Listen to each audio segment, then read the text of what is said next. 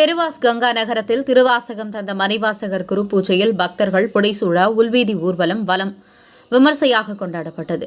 Perak பெருவாஸ் Sri Karumariamman ஆலயத்தில் திருவாத ஊரர் என போற்றப்படுகின்ற மணிவாசக பெருமானுக்கு குரு பூஜை வெகு சிறப்பாக நடத்தப்பட்டது.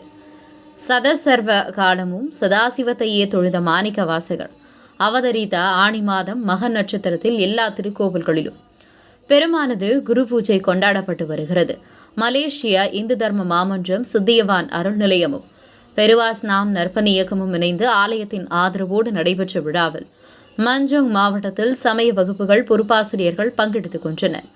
விழாவின் சிறப்பம்சமாக தமிழ்நாட்டிலிருந்து தருவிக்கப்பட்ட 12 திருமுறை நூல்கள் திருவாத ஊரர் திருவடிகளில் வைத்து பூஜை செய்யப்பட்டு சிவபுராணம் பாடி சிவ மந்திரங்கள் ஓதி உள்வீதி வலம் கொண்டு வரப்பட்டு ஆலயத்தில் வைக்கப்பட்டது.